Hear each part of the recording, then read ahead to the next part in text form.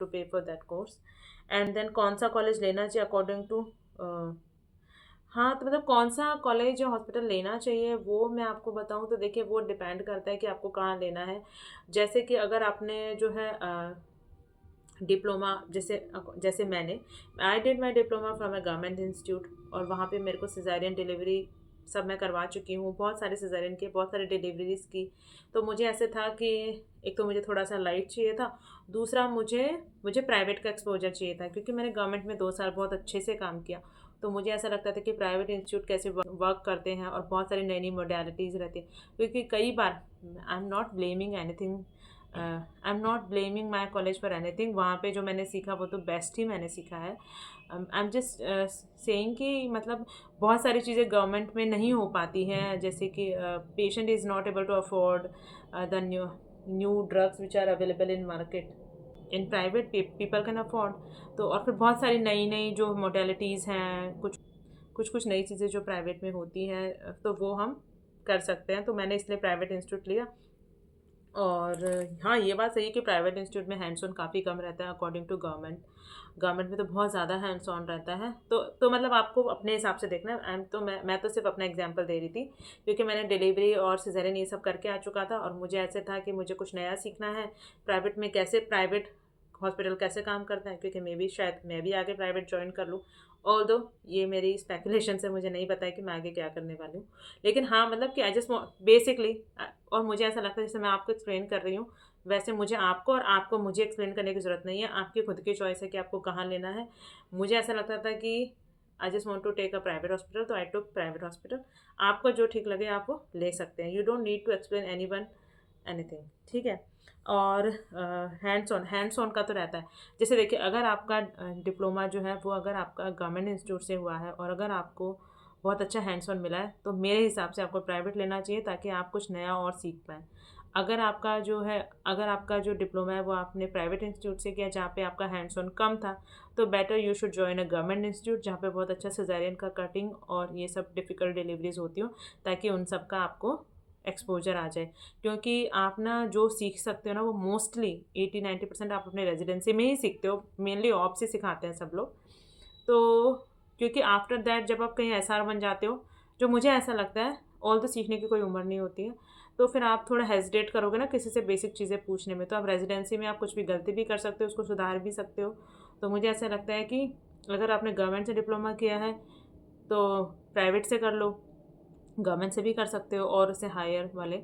और अगर प्राइवेट से किया है और हैंड्स ऑन कम मिला है, या फिर इतना कॉन्फिडेंस नहीं है, तो better go and join a government institute, so you can get better hands on. तो आप ये सब पूछ लीजिए वहाँ पे पहले से किसी का नंबर वगैरह लेके, तो you will get an idea कि कैसा इंस्टीट्यूट है और ये क्या है। और एक बार सच में इंस्टीट्यूट पे पहले फ़ोन करके वहाँ के किसी बच्चे का नंबर लेके आइडिया ले लो कि कैसा इंस्टीट्यूट है, ताकि बाद में फिर रिग्रेट भी ना हो, और ऐसा ना हो कि जैसा सोचा था वैसा तो निकला नहीं, ठीक है।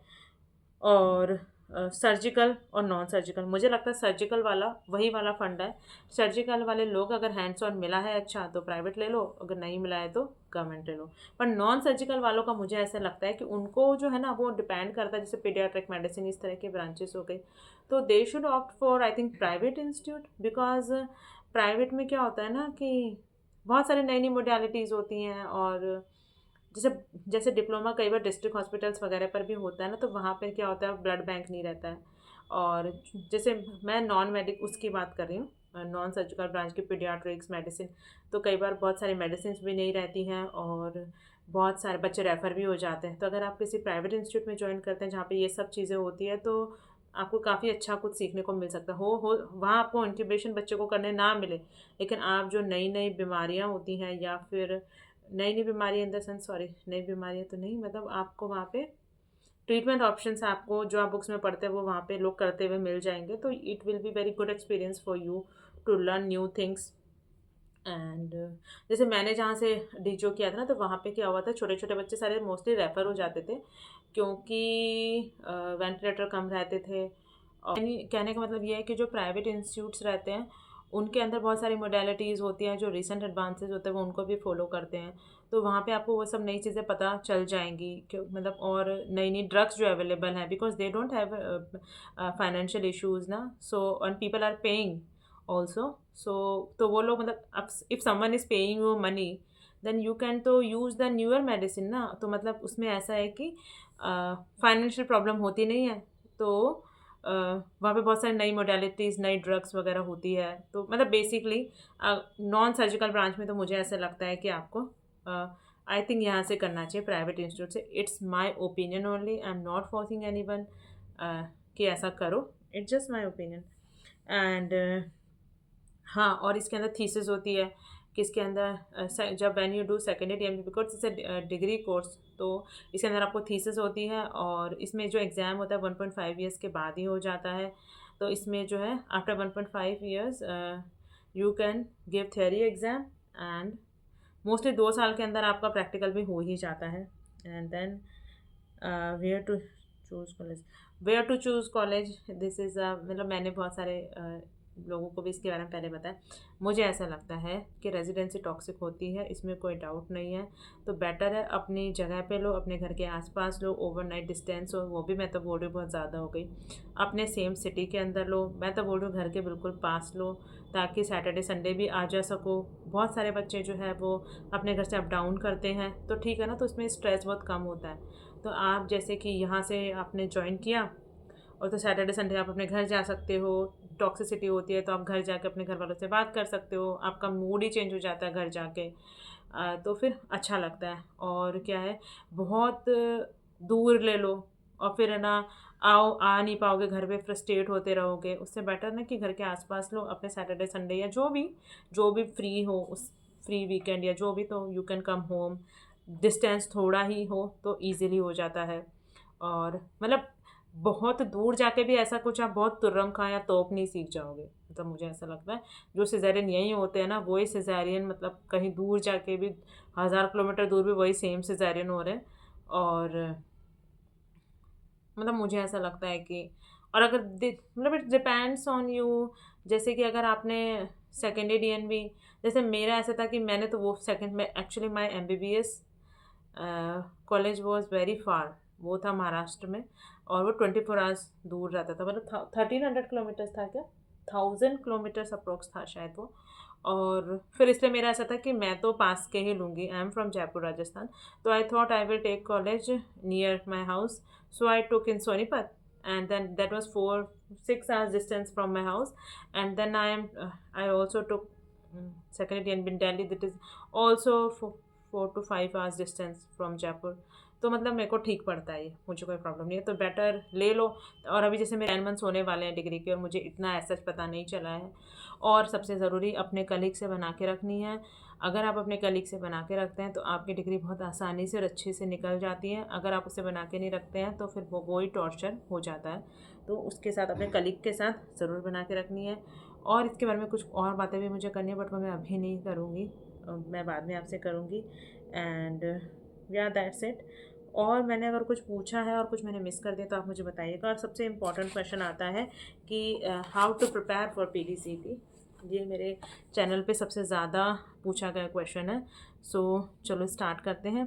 तो देखिए, बहुत सारे मेथड्स होते हैं और बहुत सारे, और मैं आपको ये भी बता दूं कि अगर अभी जैसे ये वीडियो मैं फैब में शूट कर रही हूँ और इसको रिलीज़ करते करते 1-2 दिन तो हो ही जाएगा। तो मतलब बिल्कुल भी पैनिक नहीं करना है कि कम समय बचा है, ज़्यादा समय बचा है, कुछ कुछ प्रॉब्लम नहीं है। अभी से पढ़ने लगेंगे तो भी ईज़िली हो जाएगा। और इसके अंदर कोई कट ऑफ तो है नहीं कि इतनी चाहिए ही चाहिए। हो सकता है कम रैंक आ जाएगी तो कहीं और मिल जाएगा, बट मोस्टली मिल तो जाएगा ही ना। ठीक है, तो इसमें जो मेथड्स हैं जो मैंने बनाए हैं अपने मन से, तो देखिए इसमें एक तो ये होता है कि आपके पास मैरो जो है, मैरो या फिर प्रैप लेटर या जो भी आपके जो पीजी के नोट्स हैं, हाँ पीजी के नोट्स हैं जिससे आपने डिप्लोमा पास किया होगा, मैरो मैरो या प्रैप लेटर या कोई भी इंस्टीट्यूट है, डैम्स, इन सब के नोट्स होंगे आपके पास। तो इनको पढ़ के आप एमसीक्यू सॉल्व कर सकते हैं। इसके लिए जैसे कि मेरे पास जो था मेरे पास नहीं था, मेरी जो सीनियर थी उन्होंने क्या किया था, मैरो का जो पीजी एडिशन था, नॉट एसएस एडिशन, पीजी वाला जो था, जो कि हम लोग नीट पीजी के लिए यूज़ करते हैं, मैरो वाला plan. I am just taking name of marrow, but I am just sorry, मेरे को मतलब कोई भी नीट पीजी के लिए जो भी आपने मटेरियल यूज़ किया था वो प्लस उसी के MCQ। जैसे कि फॉर एग्जांपल अगर आपके पास मैरो का प्लान था, मैरो नीट पीजी का प्लान, तो फिर आपको वही उसी को आप रिवाइज़ कर लीजिए। और मतलब वीडियो देखने की नीड नहीं है, बाकी वो आपके ऊपर डिपेंड करता है कि आपको वीडियो देखनी है कि नहीं देखनी है। और उसके ही MCQ जो है वो आप सॉल्व कर लीजिए, दैट इज़ ऑल्सो इनफ। और उसी से ही, क्योंकि उसमें भी बहुत अच्छा ऑप्स गायनी पढ़ाया हुआ है, तो मतलब आपके मोस्टली सारे क्वेश्चन उसमें से, सारे तो मैं नहीं कह सकती, लेकिन 80% पेपर आपका उसमें से निकल जाएगा। बाकी देखिए, हमने 2 साल DGO किया है, तो या जिसने भी डिप्लोमा किया उसको बेसिक बहुत आता है। जैसे I use to solve lot of questions. जैसे मैंने मतलब जिस सेंटर से मैंने DGO किया है वहाँ पे है ना, बहुत सारा टोलैक वीबैक होता था। तो टोलैक और वीबैक के क्वेश्चन जब मैंने MCQ वाले उसमें से सेक्शन में से सॉल्व किए, तो 21 क्वेश्चंस में से 19 question I was able to tick right in one go only, और जिसमें तो मैंने बहुत समय से पढ़ाई भी नहीं की थी। तो आप समझ रहे हो कि हमने भी अगर 2 साल कोई कोर्स किया है तो हमको उसका छोटा मोटा तो सब पता ही होता है ना।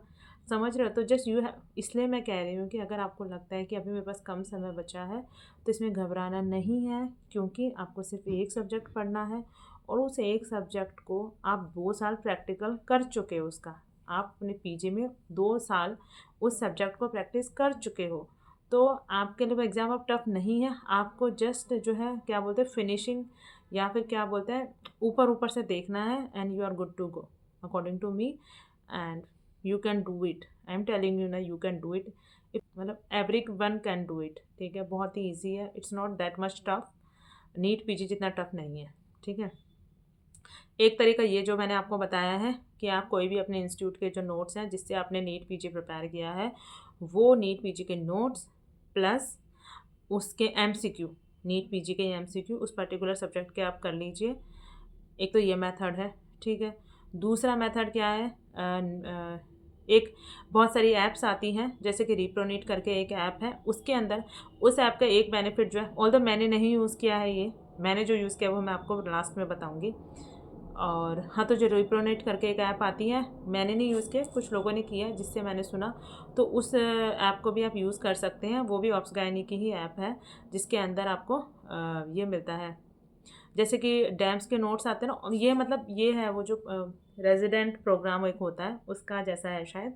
रिप्रोनीट के अंदर जो है ऑप्स गायनी के जो है लेक्चर्स वगैरह होते हैं, most probably I think. But उसमें जब मैंने भी इस एग्ज़ाम के लिए आई वॉज प्रिपेयरिंग, तो I search everywhere previous year questions for PD set, मेरे को कहीं पर भी नहीं मिले। फिर मैं ढूंढती रही, मुझे कहीं पे भी नहीं मिले, तो फिर मैंने ढूंढना ही बंद कर दिया। बट बाद में मुझे पता चला कि रिप्रोनेट ऐप के अंदर थे प्रीवियस ईयर क्वेश्चंस, तो रिपीट होते होंगे, मुझे नहीं पता, क्योंकि ना तो मैंने प्रीवियस ईयर क्वेश्चन सॉल्व किए थे, तो मुझे नहीं पता कि उनमें से आया कि नहीं आया। क्योंकि रिप्रोनेट खरीदो मत खरीदो, आई एम जस्ट सेइंग कि रिप्रोनेट करके भी एक ऐप होती है, जिसके अंदर ऑप्स गायनी के लेक्चर्स होते हैं और प्रीवियस ईयर क्वेश्चंस होते हैं PD CET के। तो ये PD CET के क्वेश्चन जो सब पूछ रहे हैं कहाँ से मिलेंगे कहाँ से मिलेंगे, वो रिप्रोनेट ऐप में मिल सकते हैं, ये मैंने सुना है, I am not very sure. तो बिफोर बाइंग रिप्रोनेट, और no one is sponsoring this video, okay, no one, कोई भी नहीं स्पॉन्सर कर रहा है, ना मैरो, ना प्रैप, ना कोई और ऐप, ना डैम्स, ना भाटिया, कोई भी नहीं कर रहा है। ये मैं अपने आप बना रही हूँ, और मैं किसी ऐप की बुराई नहीं कर रही हूँ, मैं तो बस बता रही हूँ कि रिप्रोनेट ऐप के अंदर मैंने सुना है कि इसके अंदर प्रीवियस ईयर क्वेश्चंस होते हैं। बट बिफोर बाइंग ये रिप्रोनेट ऐप एक बार कन्फर्म कर लेना कि सच में ऐसा है कि नहीं है, ठीक है। बाकी इसके अलावा तो मुझे कहीं और प्रीवियस ईयर क्वेश्चन मिले ही नहीं, और मेरे को लगता भी नहीं कि कुछ ज़्यादा ज़रूरत है, although it's up to you only, ठीक है। और अगर आपने दी जो ये सेकंड मेथड हो गया, ये फर्स्ट मेथड था मैरो, फर्स्ट मेथड था नीट PG के questions plus NEET PG MCQ, ठीक है, जो भी आपका मोड था ऐप का वो भी। एंड देन उसके बाद है रिप्रोनीट ऐप का जो मैंने बताया। एंड थर्ड वन इज़, जैसे जो आपने जो DGO के एग्ज़ाम के लिए जो आपने नोट्स बनाए थे, किसी इंस्टीट्यूट से रेजिडेंसी प्रोग्राम के थ्रू नोट्स बनाए थे, या फिर खुद ने ही नोट्स बनाए थे, जो भी आपके DGO के नोट्स थे, प्लस 12 MCQ क्यू बैंक, कोई भी क्यू बैंक आप सॉल्व कर सकते हैं, नीट PG का या फिर नीट SS का, जो भी आपको लगता है। I am telling you the ये तरीका जो मैंने यूज़ किया था, which was not so much successful, to be very frank. मतलब मैंने यूज़ किया था Marrow SS, one of my senior, very kind senior or very generous, she gave me her NEET SS, Marrow SS का plan she gave me, and उनका rank था 45 in PD set, उनका rank था 45। मैं मेरी जो सीनियर है जिनका रैंक 45 था, उन्होंने वो she was very kind and generous कि उन्होंने मुझे अपना प्लान मुझे दिया, एंड उनके पास ना रेजिडेंट प्रोग्राम था मैरो एसएस का, तो उन्होंने मुझे वो दिया और उसके साथ क्यू बैंक भी था। तो मैंने क्या किया, मतलब तो बेसिकली मैंने, एक तरीका ये भी है, फोर्थ वन जो है एसएस प्रोग्राम एंड उसका क्यू बैंक, ठीक है। मैंने इसमें एक और तरीका अपनाया था विच वॉज माइन, तो फिफ्थ आप कह सकते हैं। हाँ, तो फोर्थ तरीका हम डिस्कस कर लेते हैं कि मैरो एसएस को नोट्स पढ़ लो एंड देन मैरो एसएस के क्यू बैंक सॉल्व कर लो। मैरो मतलब वट एवर जो भी ऐप आपको ये प्रोवाइड करा रहा है। बेसिकली एसएस जो एग्ज़ाम होता है सुपर स्पेशलिटी का थियोरी कोई भी ऐप से पढ़ लो एंड देन उसी ऐप से उसके सुपर स्पेशलिटी के क्वेश्चन सॉल्व कर लो। For example Marrow SS plan ले लो और मैरो एसएस के क्वेश्चन सॉल्व कर लो, that is also will be very sufficient. मैंने इसी में थोड़ा मॉडिफाई किया था फोर्थ में कि मैंने मैरो एसएस के सिर्फ क्वेश्चन सॉल्व किए थे और पढ़ा मैंने अपने मैरो के पीजी नोट से था। You understood what I am saying? I studied obs gynae from NEET PG notes which was which हाँ मैरो के मैंने पढ़े थे एंड, और फिर उसके बाद क्वेश्चन सॉल्व मैंने नीट एसएस के किए थे, बट इतना मुझे फ़ायदा नहीं हुआ क्योंकि क्या हुआ ना कि नीट एसएस के चक्कर में आई लेवल्ड अप, बहुत ज़्यादा मैंने लेवल अप कर लिया क्वेश्चन का, और जिसकी वजह से मुझे पता चला कि उतने टफ क्वेश्चन थे ही नहीं और paper was not so very tough कि इतना मुझे पढ़ने की नीड नहीं थी, पर बिकॉज ऑफ दैट ना मैंने कुछ ज़्यादा पढ़ लिया था। बट मैं आपसे वही कहना चाह रही हूँ कि इतना नहीं, कुछ ज़्यादा करने की ज़रूरत है। आप जो है वो क्या कर सकते हैं, तो fifth I think fourth method मैंने क्लियर कर दिया है कि मैरो एसएस का प्लान लेके उसके ऊपर फिर आप मैरो एसएस का क्यू बैंक सॉल्व कर लो। एक आप उसमें क्या कर सकते हो कि मैरो एसएस का प्लान लेके उसमें क्यू बैंक उसका सॉल्व करो और नोट्स आप अपने नीट पीजी या कोई भी सोर्स जो आप पहले से पढ़ रहे थे, वेदर डीजो के नोट्स हों या नीट पीजी के नोट्स हों या फिर कोई भी नोट्स हों या फिर जेबी शर्मा, कोई भी बुक से आप पढ़ के मैरो एसएस के क्यू बैंक सॉल्व कर सकते हो, ठीक है। That was my method which is not very successful, I will must say. Then उसके बाद एक और मेथड है कि आप रैपिड रिविजन, जो मतलब जो भी इंस्टीट्यूट है प्रैप मैरो जिसके भी नोट्स पढ़ के उसके क्यू बैंक सॉल्व कर लो या तो पुराने सॉल्व कर लो, जो भी। एक रैपिड रिवीजन का क्यू बैंक है। रैपिड रिवीजन जो होता है, यहाँ पे जो मैं Q bank I am referring ना, तो वो जो क्यू बैंक है वो एक एसएस का क्यू बैंक होता है, एक नीट पीजी का क्यू बैंक होता है, बट आई विल प्रिफर कि आप नीट पीजी वाला क्यू बैंक सॉल्व करो, ठीक है। जैसे कि you are applying for, you did diploma anaesthesia, तो आप क्या करो कि एनेस्थीसिया के नोट्स पढ़ लो किसी भी तरीके से।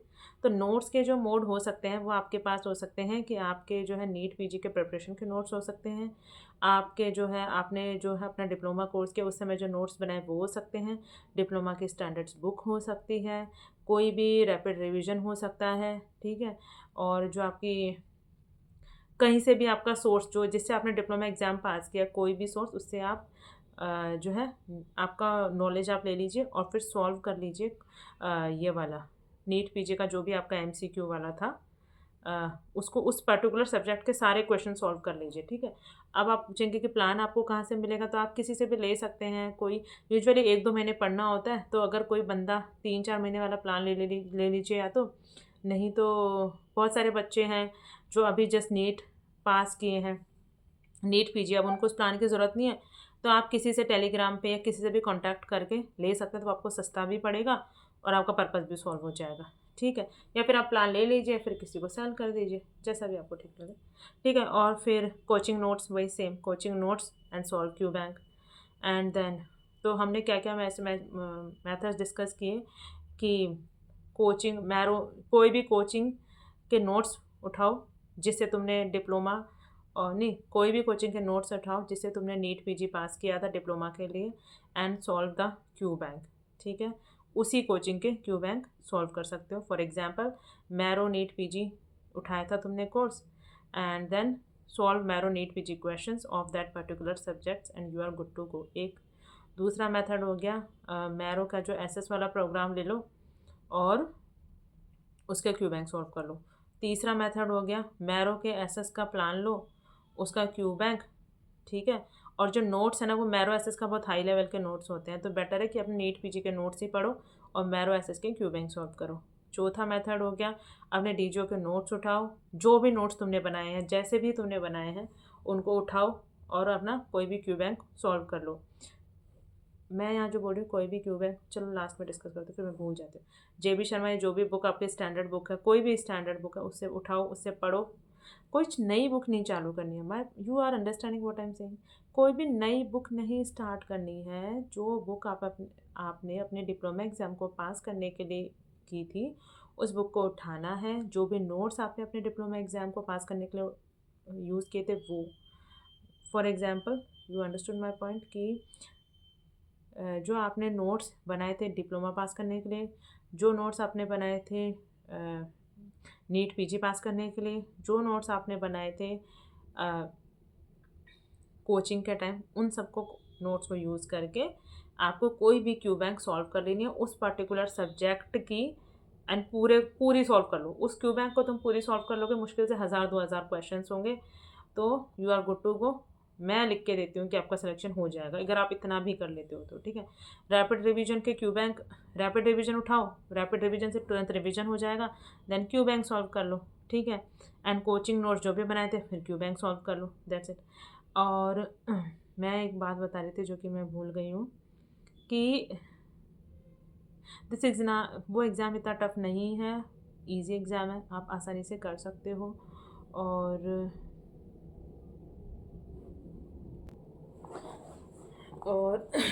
मैं जो बताती हूँ मैंने जो यूज़ किया था, मैंने क्या किया था, मैंने जो है वो देखो मैंने जो नीट जो मैंने ये प्रिपेयर किया था ना अपना, मैं अपना आपको सच सच बता रही हूँ because I don't lie at all. और मुझे ऐसा लगता है कि लोग मेरे पे इतना ट्रस्ट कर रहे हैं मेरे वीडियोस को, और तो मैं आपसे कुछ छुपाना नहीं चाहती हूँ। मैं आपको अपना बताती हूँ मैंने क्या किया था कि पहले तो मैंने कुछ पढ़ाई नहीं की थी जैन वगैरह में, ठीक है, लास्ट ईयर। और फिर उसके बाद ना मैंने अपने सीनियर से बात की तो उन्होंने मुझे ऐसे बोला कि तुम ना ये कर लो। उनके पास नीट एसएस का प्लान था, उनकी रैंक 43 थी, तो मतलब 45। तो भैया वो जो बोलेंगे वो तो, मतलब she was very good senior of mine, अभी भी उनसे बात होती है। उन्होंने ऐसे बोला नीट एसएस का प्लान है और क्या बोलते हैं क्यू बैंक है वो मैं तुझे दे देती हूँ, तो फिर उन्होंने मुझे दे दिया। तो मैंने क्या किया, मैं एकदम ऐसे ही थी कि डीजो के बाद आई वॉज़ वेरी रिलैक्स, तो मैंने सोचा कि चलो उसके क्वेश्चन बैंक सॉल्व करके देखते हैं। तो मैंने उसमें टोलक वी बैक के क्वेश्चन सॉल्व किए, तो आउट ऑफ 21 मेरे 19 सही हो गए थे। तो आई वॉज़ वेरी कॉन्फिडेंट कि ठीक है। बट कुछ जैसे फिजियोलॉजी के क्वेश्चन रहते थे वो मुझसे नहीं बनते थे, ठीक है।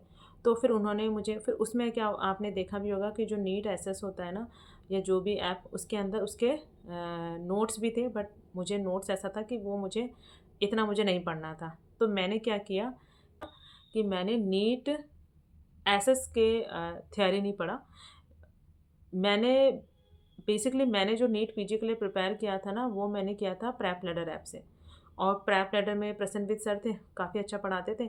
तो मैंने क्या किया कि इवन जब मेरे को अपने फाइनल एग्ज़ाम में डीजीओ के फाइनल एग्ज़ाम से पहले मुझे वर्टाइगो आ गया था।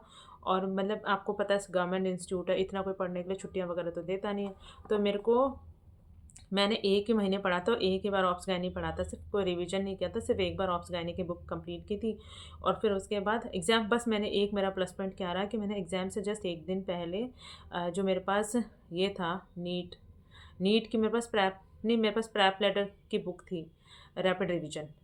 और एक तो मैंने रैपिड रिवीजन पूरा पढ़ लिया, मतलब वो पूरा आई थिंक 80 पेज में पूरा ऑप्शन गायनी था। तो मेरे को उसको पढ़ के ना, क्योंकि वो चीज़ आप ना बहुत बार पढ़ चुके हो ना अपने नीट पीजी में, तो आपको वो बुक बहुत फेमिलियर होती है आपके लिए कि आप पन्ना खोलते हो आपको याद आ जाता है और वो पेज तुरंत तुरंत। तो मेरे मतलब आई थिंक विद इन 3 और 4 आवर्स में मैंने वो 80 पेजेस ख़त्म कर दिए थे।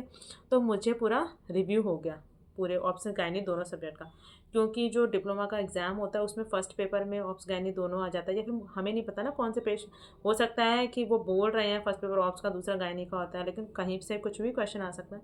तो वो that was very beneficial for me. फिर मुझे वर्टाइगो ही हो गया, आपने मेरा प्रीवियस वीडियो देखा होगा। तो जब मुझे वर्टाइगो हो गया तो मैंने 3 दिन मतलब 2 सेकंड और थर्ड एग्ज़ाम के लिए कुछ पढ़ा ही नहीं था, मैं सिर्फ सोती रहती थी। But thank God